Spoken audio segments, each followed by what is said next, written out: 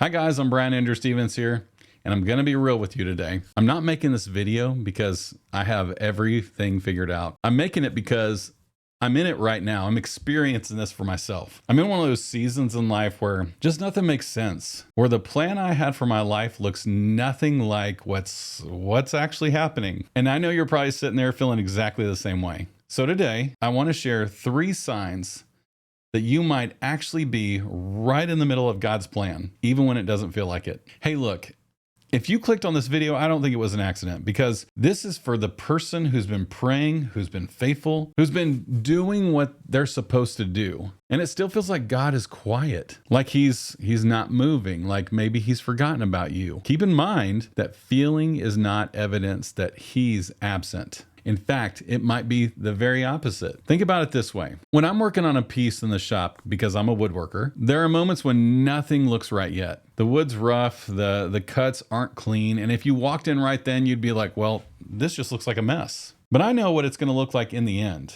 because I have a plan. And God knows what you're gonna be in the end. Does that make sense? So sign number 1, you have peace that doesn't add up. Now, I'm not talking about everything being calm. I'm talking about in the middle of the storm, there's this quiet thing inside of you. You can't explain it. Your bank account says panic. Your situation says it's time to worry, but there's something just calm inside of you. You know what I mean?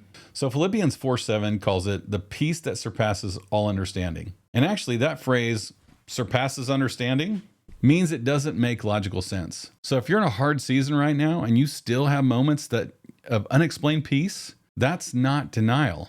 That's a sign from God. God is the author of that peace, and he doesn't give it to people that he's abandoned. Sign number 2, some doors have closed on you recently.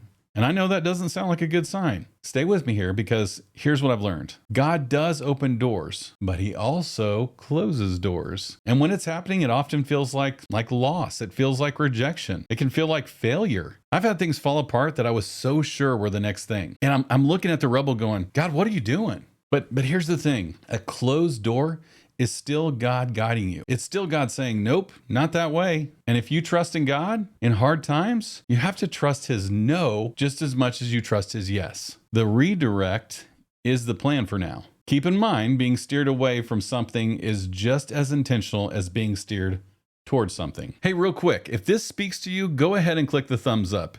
It genuinely helps more people find this video, and I think somebody else needs to hear this today. All right. Let's get to sign number 3. I think you're going to like this one. Sign number 3, small things keep showing up right when you need them. I'm not talking about big miracles. I'm talking about the small ones. The unexpected phone call from somebody just checking on you. The verse that just hits different on a random Tuesday morning. The provision that showed up right at the deadline, not before. I'm talking right on time. You know what I mean? Just barely enough and just in time. That is not a coincidence. I actually think those small moments are God saying, I see you. I haven't forgotten you. Keep going. In 1 Kings 19, Elijah was done. He literally sat under a tree and said, I've had enough, Lord. And what did God do? He didn't give him a vision. He didn't give him this big word. He sent an angel with bread and water. The angel's a pretty big deal, but the bread and water was just enough. It was a small provision. Because sometimes God's plan for you in this moment isn't this huge breakthrough. It's just to help you take one more step. And that gets you to the big things.